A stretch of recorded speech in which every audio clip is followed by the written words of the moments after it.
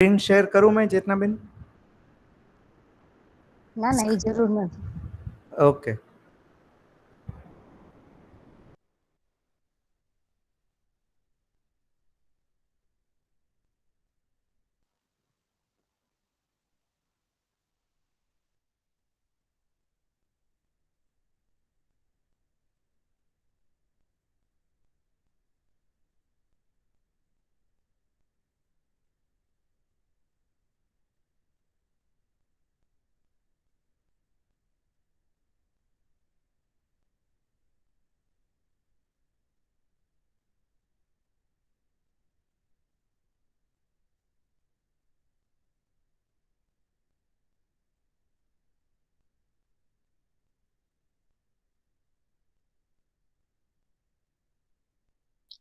चेतनाबेन, हाँ फाल्गुनी, शुरू आज करिए। हाँ बस ये आज प्रेजेंटेशन है कि आज हम इसका नहीं, आज क्वेश्चन क्वेश्चन। आंसर ही करने वाले थे हम लोग। हाँ अच्छा, ठीक है ठीक है।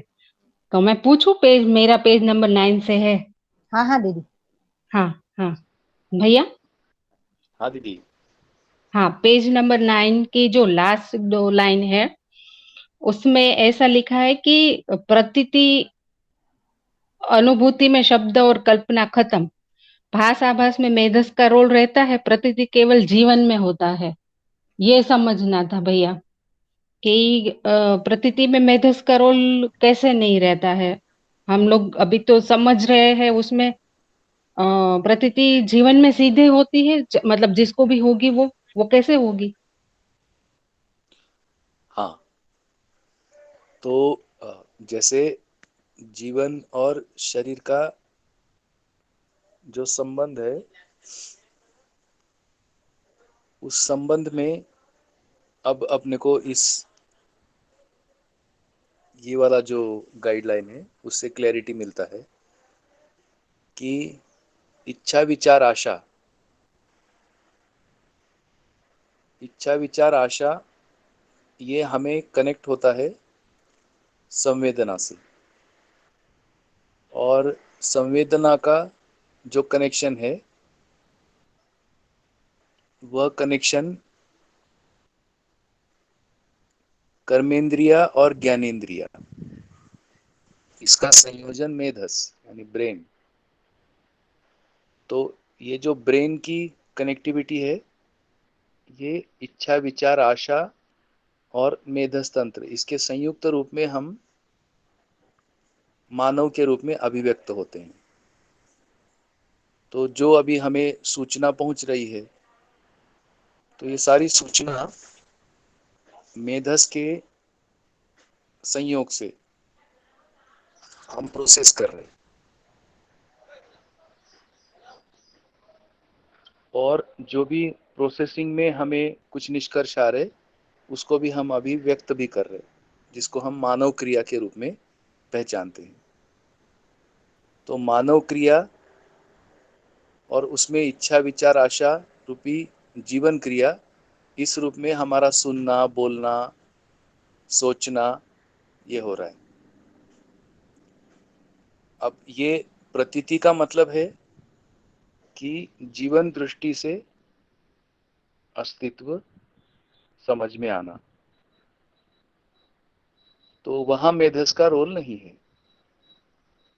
इसका मतलब है कि वह विशुद्ध जीवन क्रिया है जहां से चित्त से हमें अस्तित्व साक्षात्कार रूप में समझ में आता है।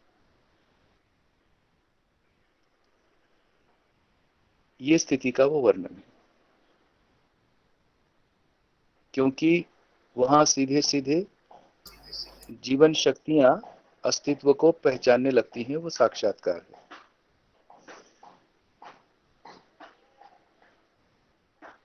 अब वहां भाषा नहीं है, दृश्य है और दृष्टि है। दृष्टि जीवन की है, दृश्य रूप में स्वयं जीवन भी है और अस्तित्व भी है। ऐसी स्थिति है।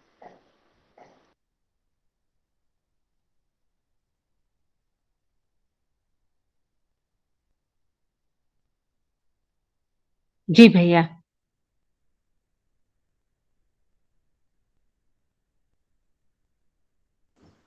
कनेक्ट होता है ना? हाँ भैया। बढ़िया।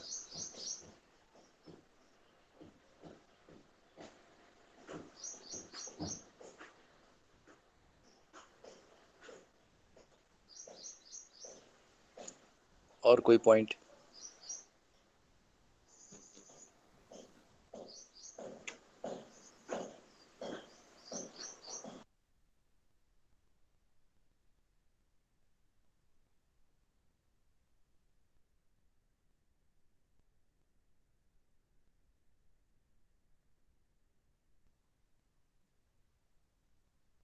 हाँ भैया, ये डॉक्यूमेंट जो पढ़ा तो एक ध्यान गया कि अध्ययन जो होगा वो रूप गुण स्वभाव और धर्म का होगा। फिर इसमें जो साक्षात्कार हम कह रहे हैं वो साक्षात्कार हाँ। 6 चीजें जो बताई, नियम नियंत्रण संतुलन न्याय धर्म सत्य का होगा। और फिर अवधारणा में कहा कि तीनों सत्यता की अवधारणा होगी। तो इन इन तीनों का कनेक्शन हाँ। समझना था भैया। अच्छा, नियम नियंत्रण संतुलन और 3 सत्य, ये कनेक्शन ना? न्याय धर्म सत्य इसका साक्षात्कार होगा। हाँ नहीं भैया, हाँ। जैसे अध्ययन विधि से जाएंगे तो इस मीन्स अनुभवगामी विधि से जाएंगे तो पहले बोला अध्ययन होगा रूप गुण स्वभाव और धर्म का, इसका ही अध्ययन होता है मीन्स चारों अवस्थाओं में। तो जब अध्ययन के बारे में जब पढ़ा तो शुरू में ये आया। फिर साक्षात्कार को जब पढ़ा तो वहां पे पता मीन्स लिखा है कि 6 चीजों का साक्षात्कार होगा, नियम नियंत्रण संतुलन और न्याय धर्म सत्य का। फिर अवधारणा के बारे में जहाँ जब पढ़ा तो अवधारणा में लिखा है कि तीनों सत्य का ही अवधारणा होगा। स्थिति सत्य, वस्तु स्थिति सत्य और वस्तुगत सत्य, ये 3 का ही अवधारणा होगा। तो स्वभाव रूप गुण स्वभाव धर्म, ये 6 नियम नियंत्रण संतुलन न्याय धर्म सत्य और ये तीनों सत्य। तो ये पूरा कनेक्शन कैसे समझे? हाँ, ठीक है। तो हम लोग एक बार 3 सत्य के बारे में बात करते हैं। जी। 3 सत्य में स्थिति सत्य है। तो स्थिति सत्य हमें इसकी अवधारणा ऐसी स्पष्ट की गई है कि व्यापक वस्तु में इकाई का डूबा भीगा घिरा होना। तो स्थिति सत्य की कंसेप्ट के लिए हम इकाई का वर्णन और व्यापक वस्तु का वर्णन, तो ये 2 वर्णन में अंतर संबंध को अपन पहचान पाए। और ये स्थिति सत्य सदा के लिए है ऐसा अपने कल्पना में आना। अभी जैसे उदाहरण के लिए इकाई क्रियाशील है, व्यापक क्रिया शून्य है, ये सतत है, ये स्थिति सत्य है। फिर इकाई, अब एक उदाहरण मानव इकाई का लेते हैं। मानव इकाई दृष्टा है,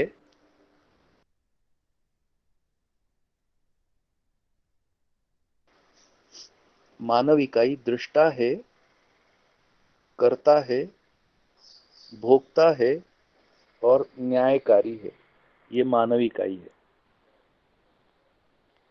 और व्यापक वस्तु दृष्टा नहीं, कर्ता नहीं, भोक्ता नहीं, न्यायकारी नहीं है। व्यापक वस्तु चेतना है और मानव चेतना में अनुभूत होकर दृष्टा को प्रमाणित करता है, कर्ता को प्रमाणित करता है, भोक्ता को करता है और न्यायकारी होने को करता है। तो अब ये स्थिति सत्य सदा सदा है।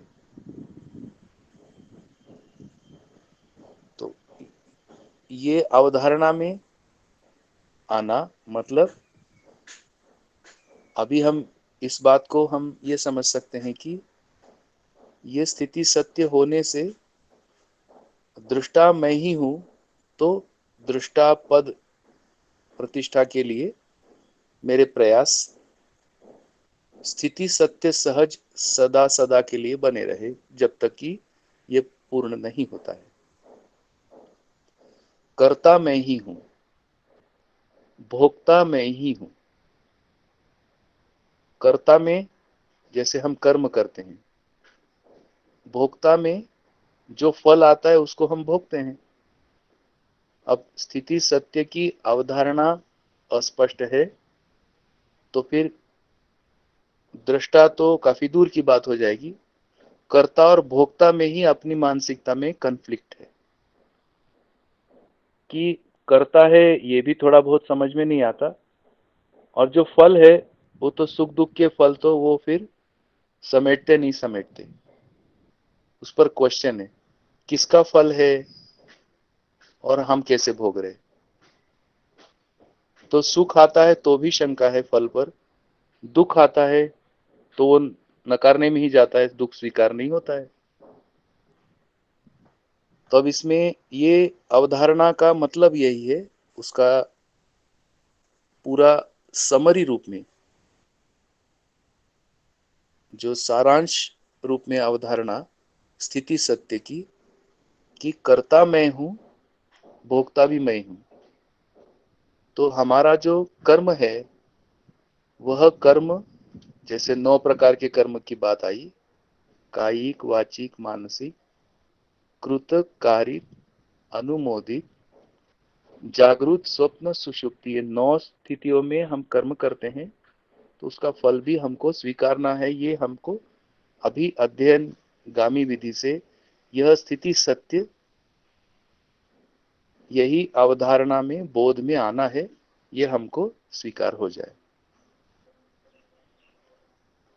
तो इस प्रकार से व्यापक के लगभग 83 प्रकार से बाबा जी ने उसको इंगित किया है व्यापक वस्तु को, मोर और लेस 81-82 शब्द हैं। अप्रतिम शब्द है, व्यापक अविनाशी है, और इकाई प्रतिरूप है, मानव इकाई सह अस्तित्व का प्रतिरूप है। व्यापक वस्तु अप्रतिम है। तो ये जो स्थिति सत्य है, यह स्थिति सत्य सदा के लिए है।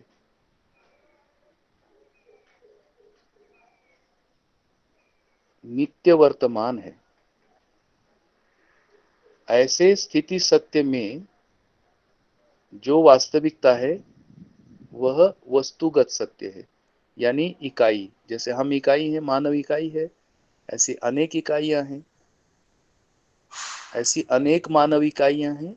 तो मानव इकाई में जो वस्तुगत सत्य है वह रूप गुण स्वभाव धर्म सहज है, ये समझ में आता है।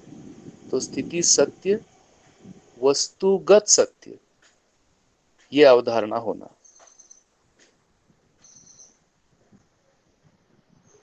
तीसरा है वस्तु स्थिति सत्य।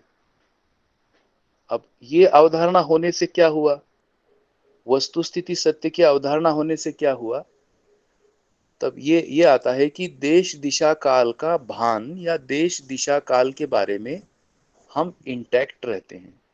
मानव इकाई, जागृत मानव इकाई देश दिशा काल को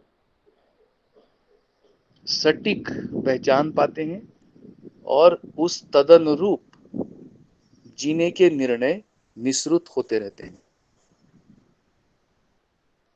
अब वस्तु स्थिति सत्य का जो मुझको समझ में आता है उदाहरण के रूप में, वह उदाहरण व्यवस्था में भागीदारी के रूप में समझ में आते हैं। व्यवस्था में भागीदारी हम 5 आयामों में करते हैं। तो 5 आयामों में जैसे जागृत मानव परंपरा होना है, उस रूप में हम शिक्षा संस्कार में वस्तु स्थिति सत्यों को, इस सत्य को पहचान कर हम शिक्षा संस्कार के लिए जो निर्णय लेने होते हैं उन निर्णयों में पारंगत रहते हैं। तो वस्तु स्थिति सत्य में अभी की स्थिति में, भ्रमित स्थिति में अभी भी अगर हम गहराई में देखें तो हमारे परिवार पर इन पांचों आयामों का अभी भी प्रभाव है। अभी तो गिन पा रहे हैं, ये 5 है, क्योंकि सूचना मिली है, हमारा स्पष्टता भी बढ़ा है, हमारा विश्लेषण भी बढ़ा है, तो हम ये 5 है ऐसे पहचान पा रहे हैं। और इन 5 में जो प्रभाव आ रहा है उसको भी हम पहचान पा रहे हैं। जैसे परिवार में शिक्षा संस्कार का प्रभाव, स्वास्थ्य का प्रभाव, उत्पादन का प्रभाव, विनिमय का प्रभाव, न्याय सुरक्षा का प्रभाव, ये सभी प्रभाव है। और चूंकि अवधारणा स्पष्ट नहीं है अभी, इसलिए ये जो वस्तु स्थितियों का सामना हम करते हैं उसमें हमारे निर्णय सदा, हमारे निर्णय में हमें कंफ्यूजन आती है। मैं सही कर रहा हूं कि गलत कर रहा हूं, न्याय है कि अन्याय है, मेरा ये व्यवहार अभी करने लायक है कि मैं बाद में करता, कि अभी ही ये ठीक रहता। तो समय को लेकर, यानी काल को लेकर, क्रिया को लेकर, निर्णय को लेकर अवधारणा स्पष्ट नहीं होने से इसमें कंफ्यूजन रहती है। तो देश दिशा काल में कंफ्यूजन आता है और मैं ये देख पाता हूं कि ऐसे स्थिति में निर्णय ही नहीं कर पाता। तो जो बोध होना है, बोध होने का अर्थ है कि संपूर्ण सच्चाइयां बोध में अवधारणा के रूप में इस प्रकार से स्पष्ट रहती हैं, इनकी विवेचना होता है और इस विवेचना को हम नियम सहज कर पाते हैं। ये एक अवधारणा का महत्व अभी हम अनुभव मूलक विधि से या अध्ययन के रूप में इन अवधारणाओं का महत्व। अच्छा, इसकी प्लेसमेंट कहाँ है? तो इसकी प्लेसमेंट हम सुनते तो ये 3 सत्य हैं, श्रवण होता इन 3 सत्यों के साथ है, और ये सारा स्थिर होता है बोध में, यानी अवधारणा में। अब ये महत्व हमें मिल गया। अब इसमें हम कैसे स्पष्ट हो जाए, तब आता है जो अगला मुद्दा आता है कि ये जो साक्षात्कार में ये सभी सच्चाइयां किस प्रकार से अवस्थित हैं। तो ये 4 अवस्थाओं में अवस्थित हैं, और ये 4 अवस्थाएं अब हमें समझ में आता है कि इसमें पदार्थ अवस्था है, प्राण अवस्था है, जीव अवस्था है, ज्ञान अवस्था है। अब इन अवस्थाओं में प्रत्येक इकाई का आचरण है, वहां नियम है, नियंत्रण है, संतुलन है, और मानव इकाई में न्याय धर्म सत्य है। तो मानव इकाई का न्याय धर्म सत्य कैसे समझ में आता है? तो मानव इकाई का न्याय धर्म सत्य मानव का व्यवस्था में भागीदारी में जो प्रमाण आते हैं उससे समझ में आता है। वो प्रमाण कैसे आते हैं? मानव चेतना, देव चेतना, दिव्य चेतना। तो मानव में ये जो चेतनाओं के प्रमाण है, उन चेतनाओं के प्रमाण से मानव चेतना में न्याय प्रधान प्रमाण आता है, देव चेतना में धर्म प्रधान प्रमाण आता है, और दिव्य चेतना में सत्य प्रधान प्रमाण आता है। इस प्रकार से न्याय धर्म सत्य को चेतना के स्तर के जो प्रमाण है, और ये जो 4 अवस्थाएं जिसमें ज्ञान अवस्था की इकाई मानव का जागरूक होना, इस तरह से, और बाकी 3 अवस्थाओं में नियम नियंत्रण संतुलन, जैसे पदार्थ अवस्था नियम प्रधान है ये समझ में आता है, प्राण अवस्था ये नियंत्रण प्रधान है ये समझ में आता है, और जीव अवस्था ये संतुलन प्रधान है ये समझ में आता है। तो इसके उदाहरण भी अपन दे सकते हैं। जैसे संतुलन का उदाहरण है कि जो मात्राएं हैं शाकाहारी और मांसाहारी, ये मात्रा अपने आप संतुलित रहती है। प्राण अवस्था में नियंत्रण समझ में आता है कि हर छोटे बड़े से लेकर महाकाय वृक्ष तक नियंत्रण है, और बीजानुषंगी विधि से हर एक पौधा, हर एक अपने अपने आचरण सहित उनका नियंत्रण है। जैसे बरगद के करोड़ों बीज आते एक पेड़ को, लेकिन करोड़ों बरगद नहीं होते, उसमें से कुछ बीज बरगद का पेड़ बनते हैं। इस प्रकार से नियंत्रण है, और पदार्थावस्था ये नियम प्रधान है। ठोस ठोस के साथ रहता है, तरल तरल के साथ है, विरल विरल के साथ है। तो इस प्रकार से नियम दिखाई देते हैं, नियंत्रण दिखाई देता है, संतुलन दिखाई देता है। मानव में चेतना सहज प्रमाण में न्याय धर्म सत्य समझ में ये दिखाई देता है। इस प्रकार से नियम नियंत्रण संतुलन न्याय धर्म सत्य चार अवस्थाओं में सच्चाई स्थित है। इसलिए हमारे में निष्कर्ष आता है कि पदार्थ अवस्था भी सच्चाई है। तो उस सच्चाई को हम वस्तु स्थिति सत्य, वस्तुगत सत्य, स्थिति सत्य सहज, ये सच्चाई हमको विश्लेषित हो पाता है। अब पदार्थावस्था की वस्तु स्थिति सत्य क्या है, तब उसमें हम जैसे धरती को हम लोग पहचानते हैं, तो कुछ भाग सरफेस के ऊपर है, कुछ भाग सरफेस के और नीचे है, कुछ भाग सरफेस के एकदम गहराई में है। जैसे विकिरणीय धातु डीप सरफेस में स्थित है, वह ऊपर सरफेस में नहीं है। यदि और यही खासियत है कि हम आप लोग इस धरती के सरफेस पर हम लोग हैं। तो हमारा वस्तु स्थिति सत्य भी देखने जाएंगे, हम धरती के ऊपर रहते हैं। तो धरती के ऊपर मानव को जीने योग्य पूरा मटेरियल आ गया, ये अपनी समृद्धि है। पानी सरफेस के ऊपर है, सरफेस ठोस है, इसलिए सारी वस्तु स्थितियां एक ऑर्डर में सजी हुई है, ये अपना ध्यान जाता है। इसलिए सरफेस को छेड़ना, सरफेस को क्षतिग्रस्त करना, या धरती के क्रस्ट को जैसे फाड़ कर और हम डीप जा रहे हैं, इसलिए वो जो कोयला ऊपर आ गया तो वस्तु स्थिति सत्य बदल गया। जो न एक सामान्य सा उदाहरण है कि ऊष्मा को जो अवशोषित करने वाला मटेरियल है, वो मटेरियल को हमने बाहर किया, उसमें से जो गैसेस है वो गैस हमने एक्सपोज की, और वो जो गैसोलाइन फ्यूल भी हम यूज करते हैं, उसमें जो मोनोऑक्साइड्स बाहर आ गए, और ये सारे मोनोऑक्साइड्स ये हमारे स्वास्थ्य के लिए हानिकारक है। इस प्रकार से बाय एंड लार्ज जो ग्लोबल वार्मिंग हम लोग जो कह रहे, उसका जो कारण है कि वस्तु स्थिति सत्य हम लोग चेंज किए, एक ऑर्डर है उसको हमने चेंज किया, क्योंकि इसमें जो नियम नियंत्रण संतुलन है, इसको समझे बिना, इन नियमों को समझे बिना हमने उसमें जो भी कुछ हमने छेड़खानी किया, ऐसा अभी एक समीक्षा विधि से भी इसके हम अंतर संबंध को समझ सकते हैं।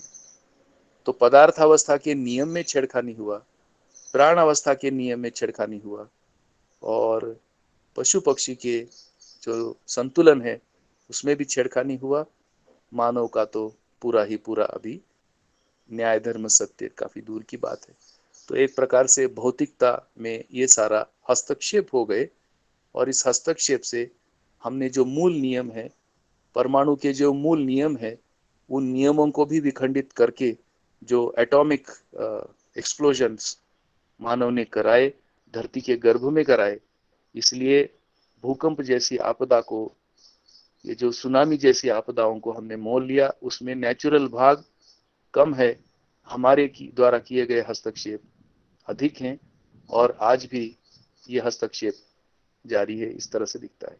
तो ये हो गया समीक्षा का भाग। क्यों? क्योंकि उसमें जो सच्चाइयां हैं, जो वस्तु स्थिति सत्य है, वो बदल गया। तो हम कैसे सुखपूर्वक रह सकते हैं? तो वस्तु स्थिति सत्य के साथ हम सुखपूर्वक रह सकते हैं।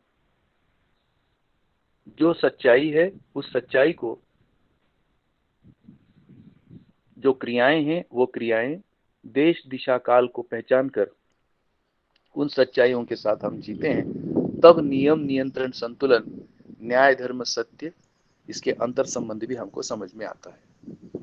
अब ये हो गया। अब क्या हुआ, जीने के हम अब एकदम करीब हैं।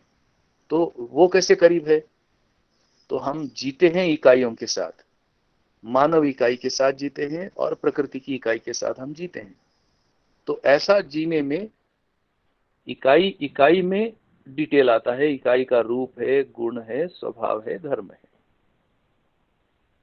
तो जैसे हम प्रकृति के साथ जीते हैं, मिट्टी पत्थर के साथ जीते हैं, पशु पक्षियों के साथ जीते हैं और वनस्पतियों के साथ जीते हैं। ये हमारे रोज के हमारे उपयोग में आने वाली ये वस्तुएं हैं। इन वस्तुओं के रूप गुण स्वभाव धर्म, ये डिटेल जितनी हमारी आवश्यकता है उतने हम इसके रूप गुण स्वभाव धर्म की डिटेल करते हैं। जैसे हल्दी रोज लगता है, हल्दी का रूप गुण हमें पता लगता है। स्वभाव धर्म एक प्रकार से अवस्थाओं में स्थित है, तो रूप गुण का हम परीक्षण करते हैं और रूप गुण के आधार पर उसकी मात्रा हम निश्चित करते, और ये हमारा रोज के जीने में ये मुद्दे आते हैं।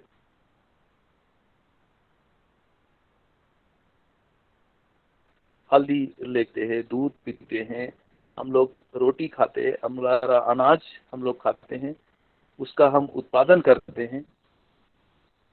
तो प्रकृति के साथ इस प्रकार से आवश्यकता अनुसार हमें रोग होते हैं, कई शरीर का रोग होता है, तो हम उस प्रकार से रूप गुण स्वभाव धर्म ये ध्यान में रहने से अपने आप नियम नियंत्रण संतुलन इसका पालन भी होता है और न्याय धर्म सत्य सहज हम ये सब जीने का एक डिजाइन खाका, और ये हमारी इच्छा विचार आशा से आकर उसका एक शास्त्र बनता है और उस शास्त्र के आधार पर हम व्यवस्था और व्यवस्था में भागीदारी करते हैं, फलस्वरूप सुखी होते हैं।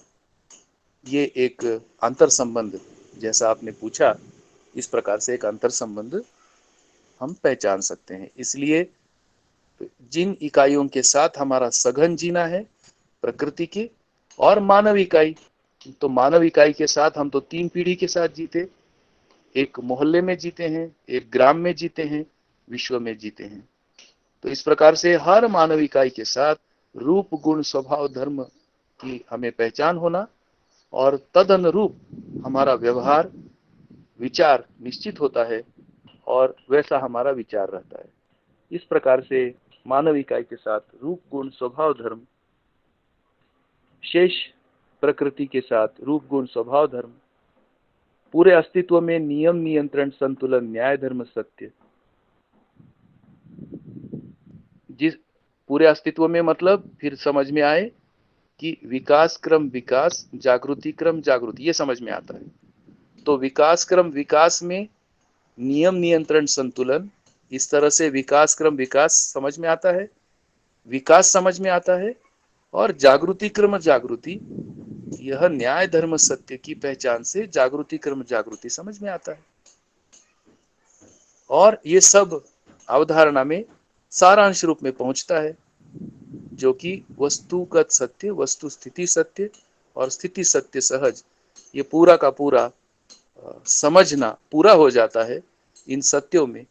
और एक ऐसी अवधारणा जिसको अभी हम सुन रहे, समझ रहे, और ऐसे समझदार होना, ऐसे ज्ञान संपन्न होना और अस्तित्व में अनुभव होने के लिए हम प्रयास कर रहे हैं।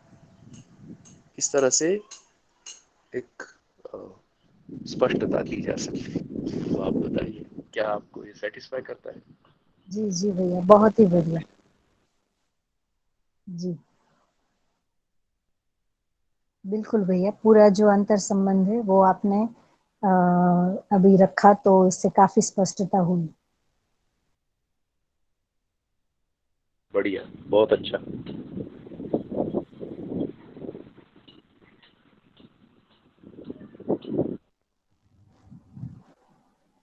आगे के पेज में किसी के प्रश्न हो तो आगे। रखते जाए। हाँ भैया, हाँ भैया। अभी पेज नंबर 15 में मैंने पढ़ा, उसमें तो साक्षात्कार बोध में वो पूरा दिया है ठीक से।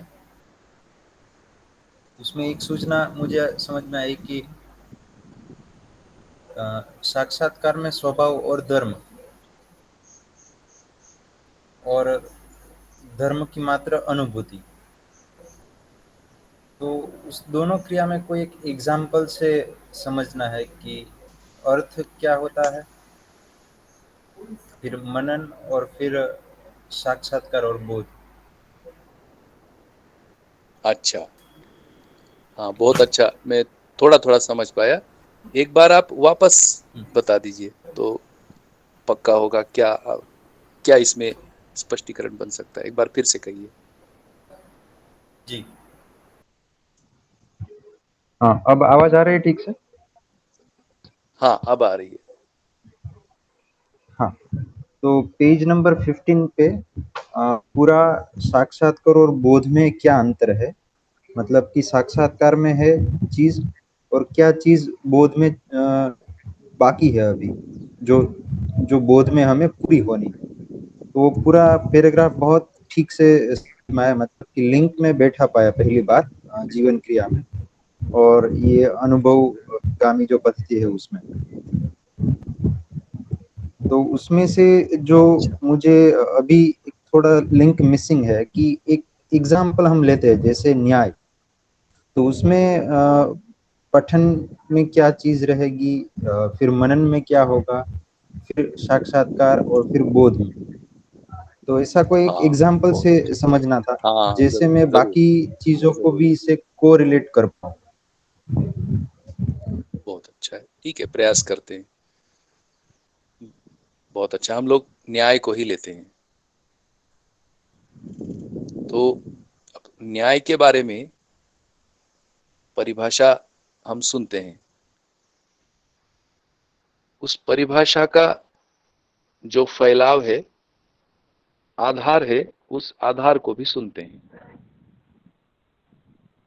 उदाहरण के लिए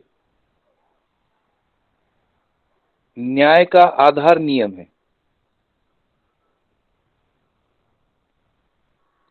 तो नियमों की जानकारी हम सुनते हैं।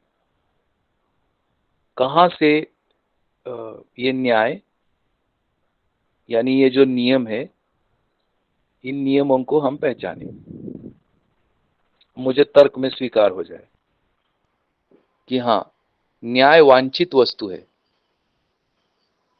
तो अभी अभी जैसे भी हम जीते हैं, तो वांछित वस्तु के बारे में, वांछित वस्तु है ऐसा नहीं है, there are so many desires, बहुत सारा हमारा डिजायर चलता रहता है, जिसको इच्छा कहते हैं।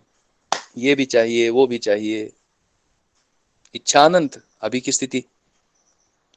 अब ये अनंत इच्छा में न्याय की इच्छा वांछित वस्तु के रूप में स्थिर होना, इसलिए न्याय के जितने कोण हैं, परिप्रेक्ष्य हैं, वो सभी मैं सुनता हूं, तो न्याय की सूचना पूरी हुई और मुझको तर्क में संतुष्टि हुआ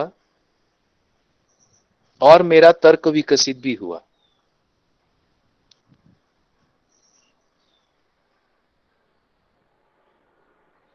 न्याय वांछित वस्तु है, तो न्याय के बारे में दो मुद्दे अभी करते कि जिसमें तर्क संतुष्ट हो जाए। जैसे बहुत एकदम क्रूड एग्जांपल कि 4 प्रकार के भय अभी पकड़ते हैं। जैसे प्राण की सुरक्षा होना है कि नहीं होना है, बताइए। हाँ भैया, शरीर के मतलब जीवन को व्यक्त होने के लिए शरीर तो चाहिए ही। अभी भैया मान लीजिए वो जीवन की सूचना भी है नहीं, एक सामान्य ढंग से प्राण हाँ, का फिर भी वो सुरक्षा चाहिए कि नहीं चाहिए, छोटे बच्चे से चाहिए चाहिए। लेकर वृद्ध तक चाहिए, ये न्याय हुआ। हम्म। हाँ। तो प्राण की सुरक्षा हमें चाहिए कि नहीं? ऐसा ऐसा कोई कार्यक्रम, ऐसा कोई व्यवस्था यदि है जिसमें मेरे प्राणों की सुरक्षा होती है, वो न्याय हुआ कि नहीं हुआ? जी भैया, हुआ। है ना? है कि नहीं? तो इसका मतलब न्याय हाँ। मुझे चाहिए भाई। बिना न्याय के प्राण की सुरक्षा कैसे होगी? हम्म। यदि यदि हम मानव है ना, यदि हम मानव समाज में या हमारे ज्ञान अवस्था में न्याय नहीं है, तो अभी तो प्राण के लिए ही चल रहा है सारा कार्यक्रम। कब किसका प्राण छीन जाए पता ही नहीं, है कि नहीं?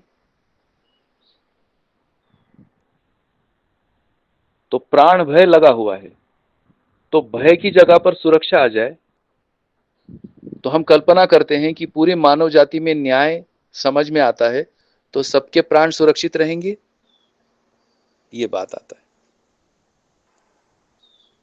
जैसे मान है, मान का भी सुरक्षा चाहिए।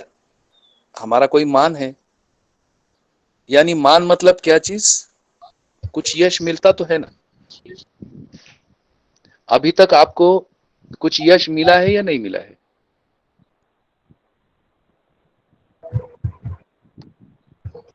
हाँ भैया। है ना? अभी बहुत राइडर्स नहीं लगाते। जैसे कोई एग्जांपल साइड कीजिए, कोई यश मिला है आपको, आप कैसे देखते हो यश को? आ, जैसे कॉलेज में स्टूडेंट सर कह के बुलाते हैं, मतलब कि हम उसको समझने में सहायता देते हैं, तो हमको वो थैंक यू बढ़िया। वगैरह हमारा अप्रिशिएट करते हैं। हाउ? यस, ठीक है। तो अब ये मान हुआ ना अपना, इसकी सुरक्षा चाहिए नहीं चाहिए? है कि नहीं? जी। उसको अपन डिटेल और देखेंगे, पर मान की सुरक्षा चाहिए, प्राण की सुरक्षा चाहिए। कुछ धन आपके पास है कि नहीं? बिल्कुल। धन की भी सुरक्षा चाहिए।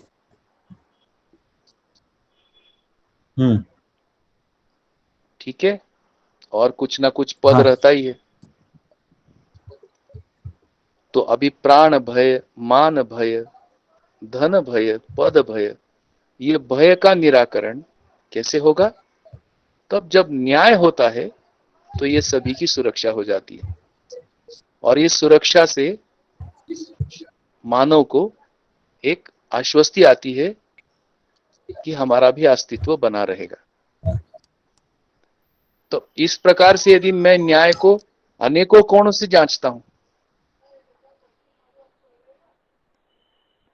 हाँ ये जरूर है कि इन मुद्दों के फंडामेंटल्स अभी पता नहीं है, लेकिन जहां इसकी असुरक्षा होगी, मैं वहां जाने के लिए शायद 50 बार सोचता हूं। ऐसा होता है? जहां मेरी प्राणों की जी रक्षा बिल्कुल। नहीं होगी वहां नहीं जाऊंगा ना। जहां मेरी मान की सुरक्षा नहीं होगी वहां नहीं जाऊंगा। तो जहां मुझे सुरक्षा नहीं रहेगा मैं वहां नहीं जाऊंगा। वहां जहां सुरक्षा है मतलब वहां न्याय है, और ये मुझे स्वीकार होना कि न्याय होना मतलब ये सबकी सुरक्षा होता है, ये न्याय है। ऐसा मैं मेरे सुनने में अनेकों कोणों से आता है। अब पता लगता है आगे, ये तो हुआ न्याय का याचना। अब पता लगता है कि मैं न्याय प्रदायी क्षमता भी है मेरी। उस स्थिति में थोड़ा और हम गहरे से सोचते हैं कि मैं न्याय कर भी सकता हूं। तो ये कुछ हायर ऑर्डर उदाहरण से कुछ समझ में आता है कि मैं न्याय प्रदायी क्षमता में हूं। ये हायर ऑर्डर समझ में आता है?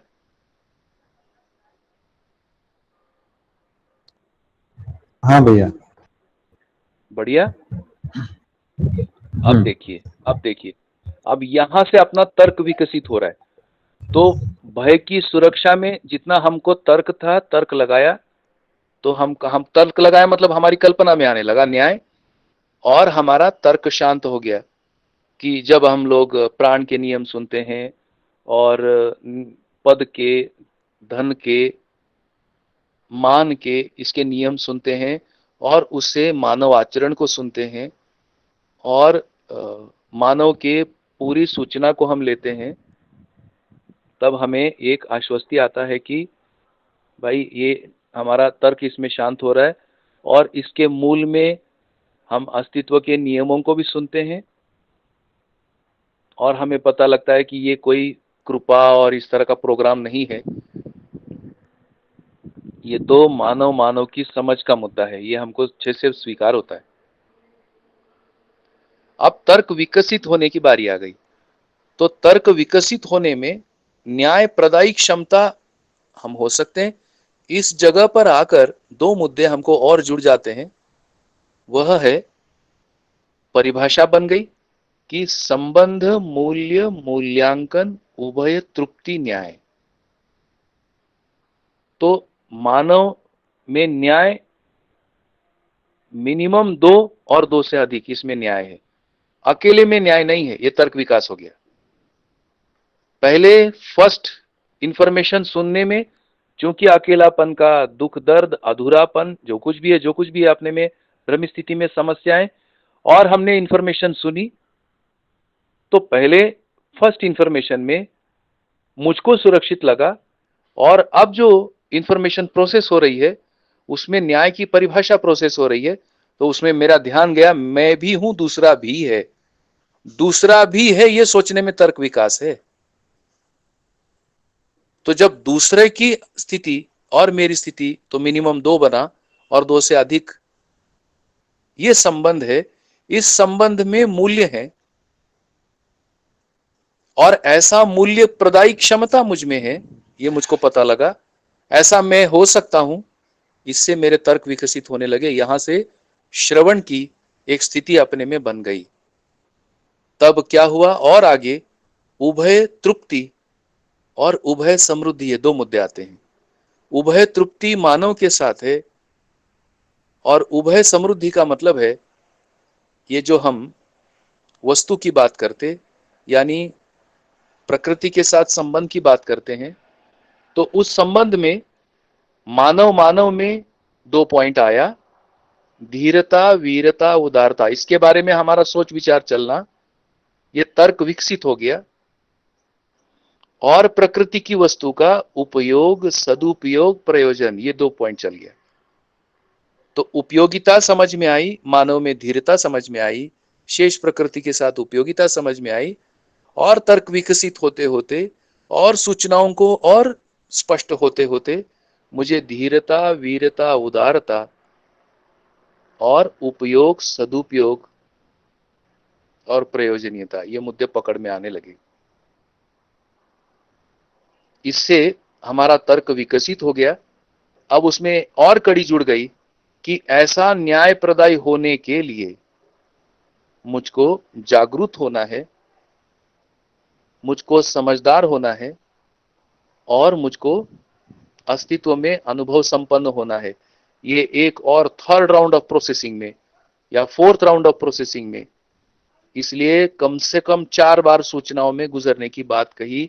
तो उसमें जो एक इंफॉर्मेशन आया, कब तक सुन पढ़ना है, समझदार होने तक। मतलब ये जो सूचना का प्रोसेसिंग, वांछित वस्तु में हम जब तक नहीं जाते तब तक ये सारा श्रवण सूचनाओं का होना। तो ये जो वांछित वस्तु है, यानी दया कृपा करुणा, ये मेरी कैपेबिलिटी, ये मेरी क्षमता, न्याय प्रदायी क्षमता, यानी दया कृपा करुणा, ये व्यवहार,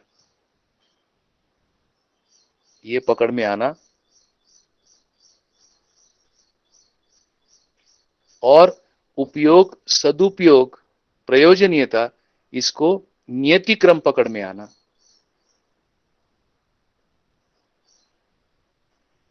ये 2 अनुभव सहज होना, और इसमें हम वांछित वस्तु के रूप में यह हमारे में स्थिर होना, ये हो गया न्याय। वांछित वस्तु के रूप में मनन में पहुंच गई। तो श्रवण और मनन, तो मेरा ये ध्यान जा रहा है इस चर्चा से कि मनन का मतलब है वांछित वस्तु स्थिर होने में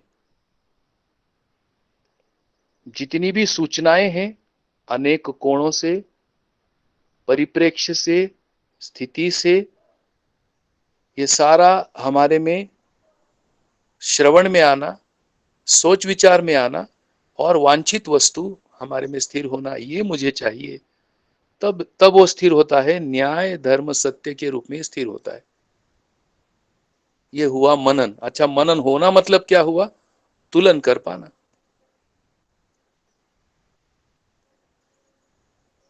तो मैं अब ये जांचता हूं, यदि न्याय वांछित वस्तु स्थिर रूप हो रही है, इसका मतलब है या तो मैंने ठीक से सुना नहीं, या तो मैंने सुना लेकिन ये मेरे प्रायोरिटी में नहीं आया, या प्रायोरिटी में आया लेकिन मैंने उसमें कोई सोच विचार नहीं लगाया। सोच विचार लगाया पर मेरे कुछ प्रश्न अनुत्तरित हैं, यानी मेरी कोई शंकाएं इसमें और भी बनी हुई है। तो जैसे शनिवार के दिन चर्चा हो रही थी, ऐसा क्यों हो रहा है? क्योंकि उसका मैं चित्रण ही मुझ में स्थिर नहीं हो पा रहा है। तो या जिसे दर्शन का मतलब है स्पष्टीकरण होना। क्या चीज का स्पष्टीकरण है? बेसिकली ये पूरा जो दर्शन या वांग्मय है, ये एक प्रकार से मानव के लिए योजना के रूप में आता है। तो ये जो स्पष्टीकरण रूपी योजना है, यह योजना ही मुझको व्यवस्थित समझ में नहीं आई, स्पष्ट नहीं हुई। इसलिए वांछित वस्तु न्याय ये स्थिर नहीं हो रहा है। ऐसे कुछ हम लोग इसके कुछ स्पष्टीकरण ले सकते हैं। और यदि ये सारा व्यवस्थित हो रहा है, तो फिर वांछित वस्तु न्याय धर्म सत्य ये हमारे में स्थिर होना, उसको कहते हैं मनन। अब मनन में होता क्या कि जिसका मनन होना है, तो भाई मनन होना है तो व्यक्ति फिर उस तरह से अपनी मानसिक तैयारी करता है। मानसिक तैयारी में दो प्रकार की तैयारी देखी जाती है, उसको निष्ठा कहते हैं। यानी न्याय धर्म सत्य सहज चित्रण हमारी कल्पना में प्लेस हुए हैं, उसके साथ हमारा योग हुआ है, और अब हम योग पूर्वक अस्तित्व में सच्चाइयां हमें दिखे, यानी साक्षात्कार के लिए संयोग होने के लिए जो प्रयास है, तो ऐसा योग हमारे में होना, तो वैचारिक योग इसे कहते हैं।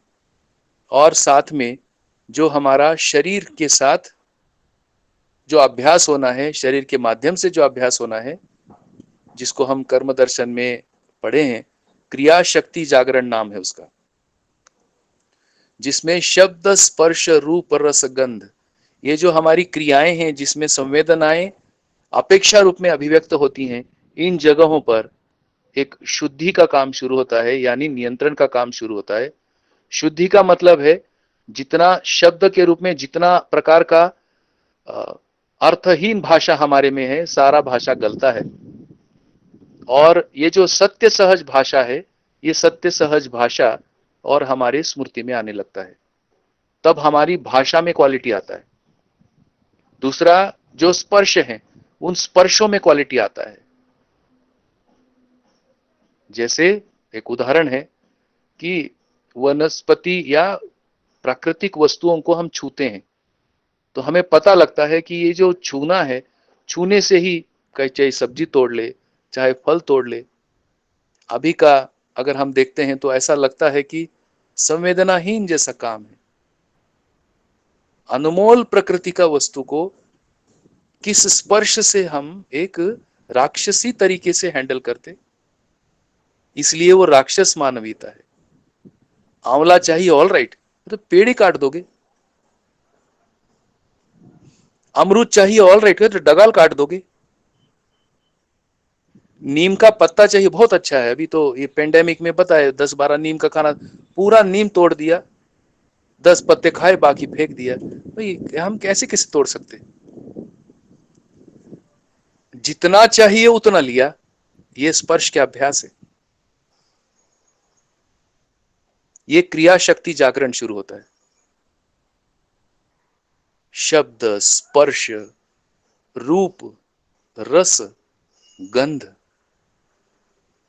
ये 5 मुद्दे जहां पर संवेदनाएं नियंत्रित होती हैं, तो ये क्रिया शक्ति जागरण से, है ना, हमारा क्रिया शक्ति, इच्छा शक्ति, ज्ञान शक्ति, ये अभ्यास शुरू होते हैं वैचारिक और शारीरिक योग से, उसको कहते हैं मानव अभ्यास। ये सारे अभ्यास मनन के क्षेत्र में हमारे प्रवृत्ति में चेंज लाते हैं।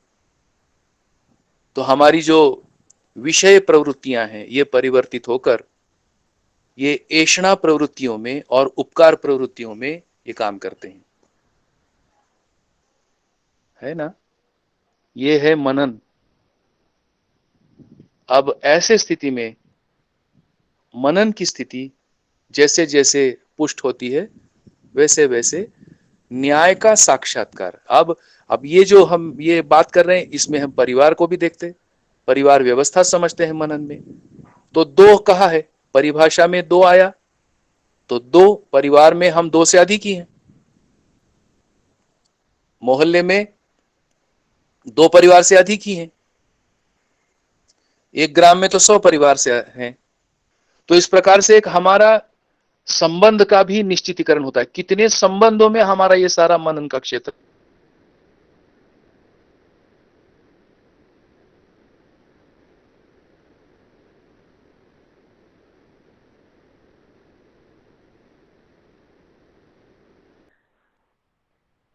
तो ये निश्चितीकरण होने से जितने संबंधों में हम साथ संबंध है वो पहचानते हैं, उन संबंधों में जो निश्चित कर्तव्य है उनको पहचानते हैं,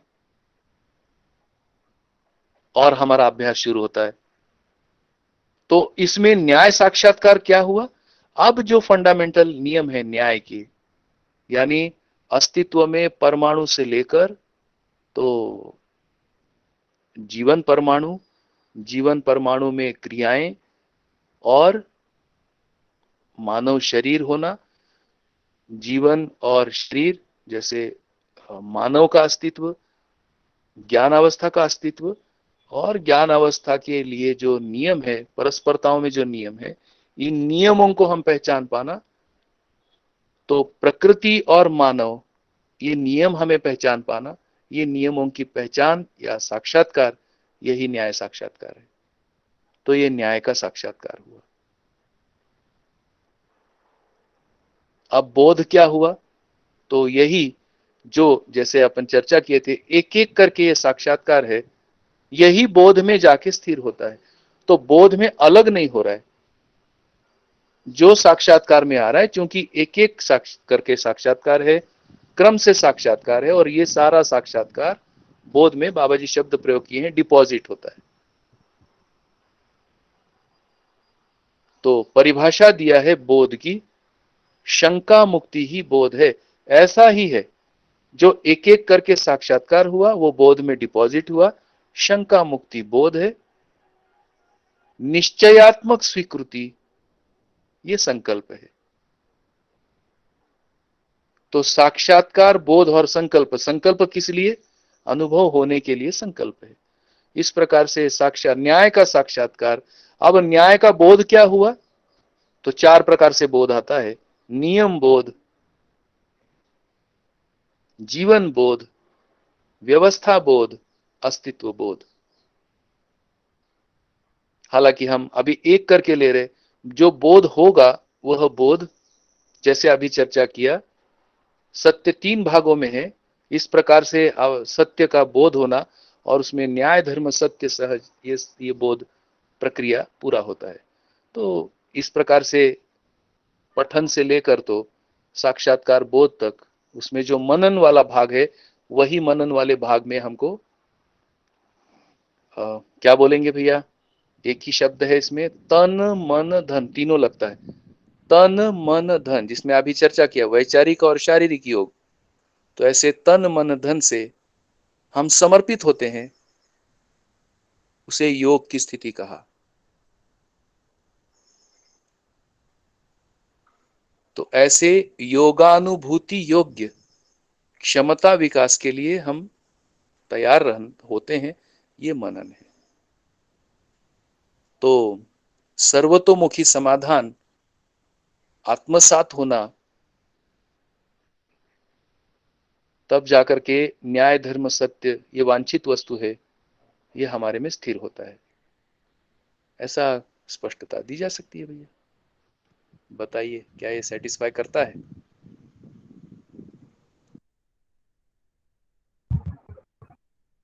जी बिल्कुल भैया, काफी स्पष्टीकरण हुआ। जैसे एग्जैक्टली पठन और मनन में क्या डिफरेंस है, और फिर उससे आगे साक्षात्कार और बोध में। तो एक सूचना को कलेक्ट करना, तो वो इनिशियल लेवल की क्रिया है जो पठन में है, कि जो न्याय है तो उसे पूरी तरह से मुझे समझना है। तो उसके लिए अलग अलग जो सूचना दी गई है वांग्मय में, तो उसको इकट्ठा करना, और वो हमको मेमोराइज हो जाए, तो वो एक मनन का पार्ट हुआ। और फिर उससे आगे कि जो मैं न्याय सूचना इकट्ठा कर रहा हूँ, तो वो जीने में कैसे आ जाए, मैं न्याय प्रदायी क्षमता के साथ कैसे हो जाऊं, तो फिर वो मनन है वो स्टार्ट हुआ। तो फिर उससे आगे साक्षात्कार है, जिसमें 6 चीज बताई: नियम, नियंत्रण, संतुलन और न्याय, धर्म, सत्य। और बोध में कुछ अलग से क्रिया नहीं हो रहा है, जो साक्षात्कार जिन जिन चीजों का वास्तविकताओं का हो रहा है, तो बोध में सिर्फ इकट्ठा हो रही है। और बोध को भी 4 चीज बताया, कि नियम का बोध, जीवन बोध, व्यवस्था बोध और अस्तित्व बोध। तो इतना अभी क्लियर हुआ, हाँ, और एक बार रिकॉर्डिंग सुनना पड़ेगा, और फिर इसको और पढ़ना पड़ेगा ठीक से। बहुत अच्छा। अब ये पूरे सेट में जैसे एक और अच्छे से ध्यान जाता है, इस पूरे सेट में बुद्धि से लेकर मन तक जो प्रवृत्तियां हैं उसमें चेंज आता है। जैसे साक्षात्कार बोध होने पर बुद्धि में जो चेंज आता है, वो चेंज ये है कि बुद्धि आत्मानुगामी होने की ओर योग्यता विकसित होती है। क्योंकि बुद्धि को बोध के रूप में जो मटेरियल है, वो मटेरियल मिलने से बुद्धि में स्वीकार्यता, इसलिए वो बुद्धि के स्तर पर स्वीकृति की बात है। तो जो पहले आत्मविमुख बुद्धि का स्थिति रहा, अब ये बुद्धि आत्मा सम्मुख होने के लिए अब ये ससम्मुखता बुद्धि में एक योग्यता विकास होता है। चूंकि बुद्धि में वो सारा अपेक्षा रहा है सत्य की जानने का, और ये सारी अपेक्षा सहज ये स्थिति जीवन की होने से बुद्धि का समर्थन मिलने लगता है। चित्त का समर्थन मिलने लगता है वृत्ति को, और वृत्ति का समर्थन मिलने लगता है मन को। इस प्रकार से जीवन में एक सामर्थ्य, सच्चाई को समझने का, अनुभव करने का, तो इस लेवल पर हम अपनी ग्रोथ को, अपने विकास को हम पहचान सकते हैं। ये इसमें और हम जोड़ सकते हैं।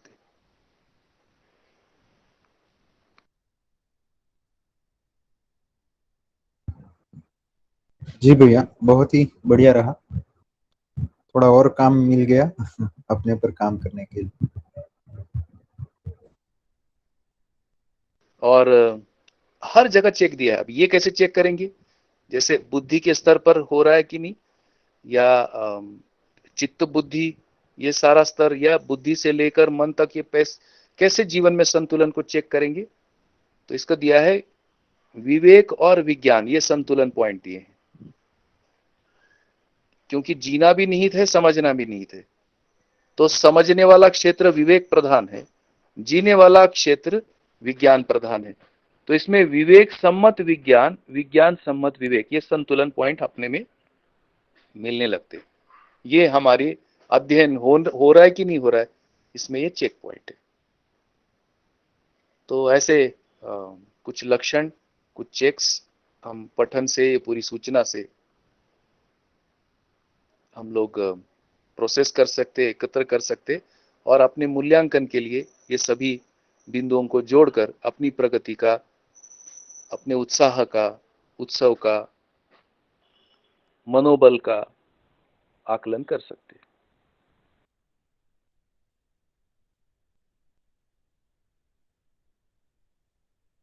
जी भैया।